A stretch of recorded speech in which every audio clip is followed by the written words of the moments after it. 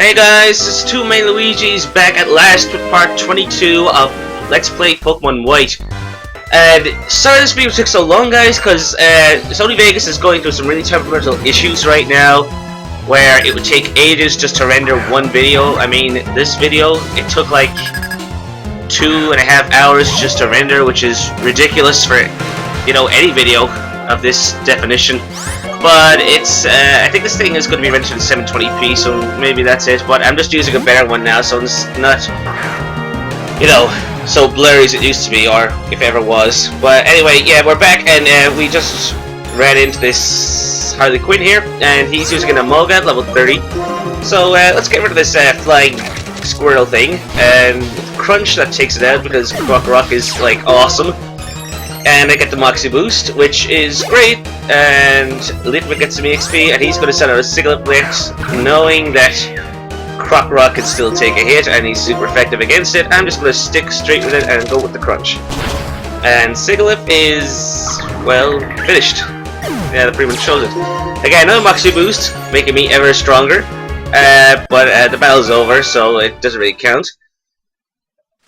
So let's just make our way through these tightrope like logs, and yeah, if you have to keep walking on these things, because if you stop, you're going to just start bouncing there. But if you stay on it for about 2 seconds, you lose your balance and you fall off. So in order to stay on this thing, you have to keep moving. That's why I'm walking back and forth here, and that's one of the reasons. I'm still standing here yet. I'm not falling off. Kind of unrealistic, but whatever. And he's got a Tynamo.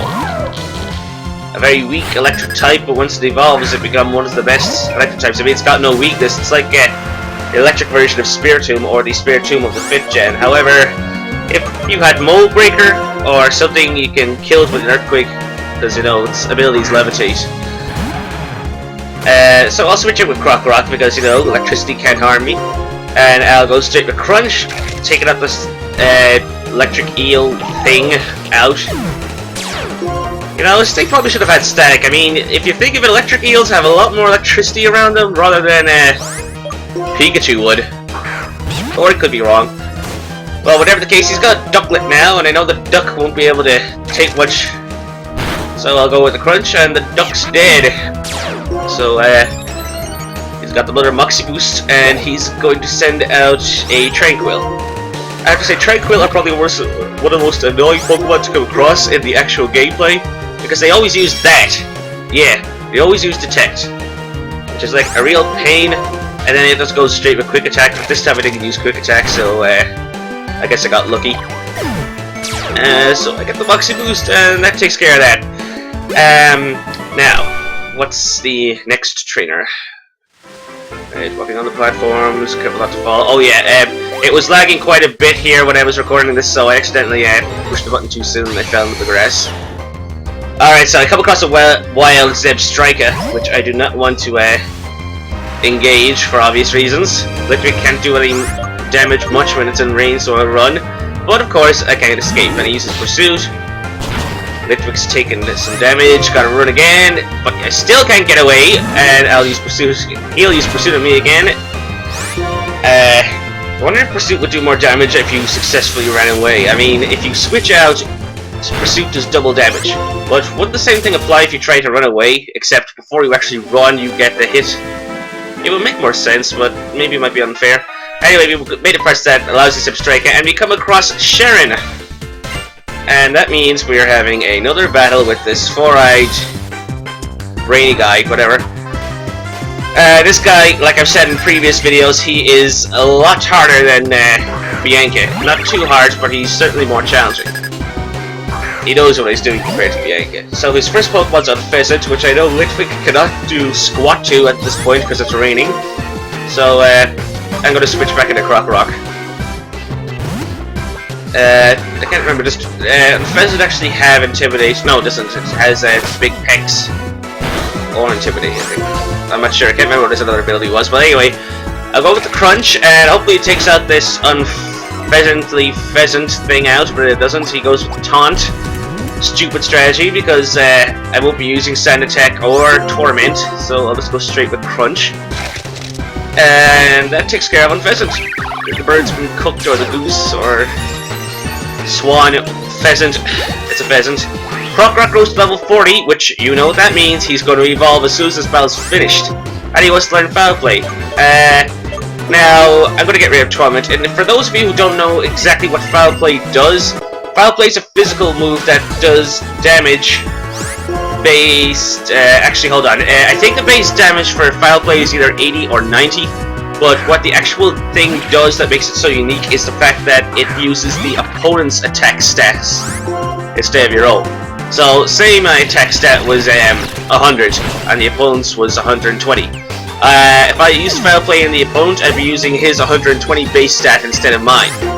So, use it if the opponent has higher attack than you, or don't use it at all. So stick with Crunch. So yeah, it's a good move to have from time to time. So, yeah, in case you missed it, yeah, defeated Simi Sage without doing any problems, and I forgot that Pig Knight has rollout, so I take damage, but thankfully I last by a thread, and I forget that Will-O-Wisp doesn't affect fire types. I think it used to, but maybe it never did, I can't be sure. But anyway, thank goodness Litwick survived, so at least he'll get some EXP from this. He goes to rollout again, but it misses, not like it would make a difference, considering it doesn't do much damage to ground-type moves. I mean, ground-type Pokemon. And he's gonna go take down, but he misses, and Dig goes up him, and the scrawny pig makes his last oink. And that takes care of Pig Knight. Okay, so we've gotten rid of Sharon's most strongest powerhouse, and what's this next one gonna be? A Liepard. Okay, this thing drives me nuts. I'm gonna switch into Galvantula, because, you know, bug types good against dark types. Let's see what this Liepard can do. Yeah, the only thing about Liepard is that he'll always use Fake Out if he has it. Watch. Yeah, you see? Liepard's annoying like every other Pokemon has Fake Out because they always use Fake Out first. I mean, can you imagine if a Pokemon that had Fake Out also had the ability Technician? Or does the Technician only apply to attack? No, wait, it does. It only applies to attack moves under 40. And I think that already does because I think, Ambipom has Technician, and I think he can learn Fake Out. Oh wait, he can, yeah, he can. In fact, my best friend uses that strategy a lot. Anyway, look, Krokorok's evolving, and finally we get his last stage, Crocodile. Now this thing is awesome, and I have to admit he isn't as sturdy or defensive as Excadrill would be, but he certainly has his traits. Now, the only difference between him and Excadrill is that he's Dark-type instead of part Steel. And that could be problematic. I mean, they both have the same weaknesses to fighting, but Krokorok has the weak to Bug, and Excadrill is the weak to Fire and Ground. So, I think Krokorok... I think they both have the same amount of weaknesses, I don't know. But I'll get into the detailed stuff later. And I obtained HRO3 Surf at last! And this is the part where we say goodbye to Vanillish, because, I don't know, using an ice cream is just not my style. I was only going to use him for up to a point, but I don't want to bring him up all the way to evolve into a Vanillix. So, off to Driftvale. There we go. So, my next Pokemon is in this water, which we have to surf, which I'm using time for. I'm not putting him in my template because there's no real point. And is it the Pokemon I'm looking for? Yes, it is! This is my next Pokemon, a male frillish. And it's at level 11, but who cares, it'll level up very fast at this point in the game. Since Superior is too strong, I'm just going with Leech Seed to it, so if the Pokeball doesn't catch it this time, he'll just lose energy every turn. It's pretty pointless, only absorb energy to have it absorbed back.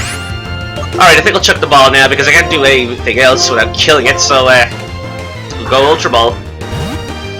Okay, let's see how much this does. 1, 2, 3. Alright, that was easy. Alright, so Frillish has been added to my party. Let's check out his dex. Frillish, the floating Pokemon. They paralyze prey with poison, they drag them down to their lairs 5 miles below the surface. Okay, so that takes care of Frillish, and I'll show his stats once I get this item on the island here beside the lighthouse. And it is Waterstone. Okay, well, that would be useful if I were using Staryu, but I'm not. Anyway, let's check out Frillish's stats now. Rebecca Twist Mountain.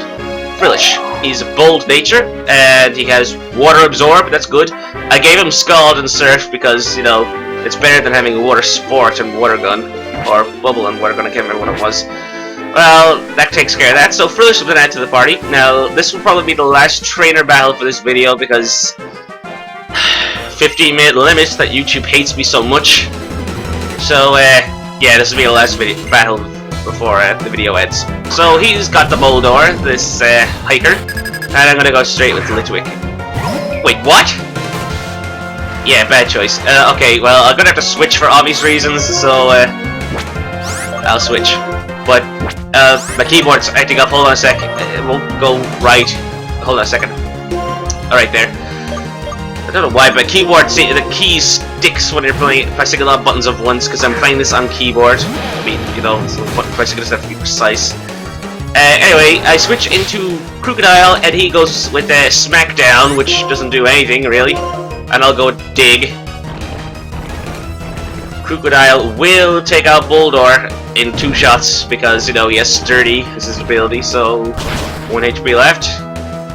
Yep. Well, whatever, he uses Rock Slide. It won't do much damage. Ugh. And I'll go with the Crunch. Sorry guys, I'm really tired. I haven't slept well in days. Alright, so I get the Moxie Boost again, which isn't going to be any use because do we have any more? Oh, Frillish goes to level 12, 13, once then Bubble Beam, but no thanks. I'll stick with my Guts. Level 14. And he's gonna send out a Girder. Okay, I think I'll switch to Litwick. I know it. I don't think Girder has any attacks that can actually do damage to Litwick, or a lot of damage, because you know he's mostly fighting. It would. I just want to take my chance. I'll Will-O-Wisp this guy to burn him, just in case he uses a physical attack at me. But he doesn't. He goes straight with Bulk Up, which is good because now I can kill this guy off with Hex in 1 shot. Because, you know, Hex does double damage with the bonus status alignment and, you know, yada. Alright, so Hex and Girder is done for. Okay, now I better make this quick before the video ends. Guys, I want you to comment below. Tell me, what should my last Pokemon be? I'm thinking of using Hydreigon, but, you know, vote yourself. Tell me what Pokemon I should use. Anyway, thanks for watching. Comment, rate, subscribe. The works. See you next time, guys.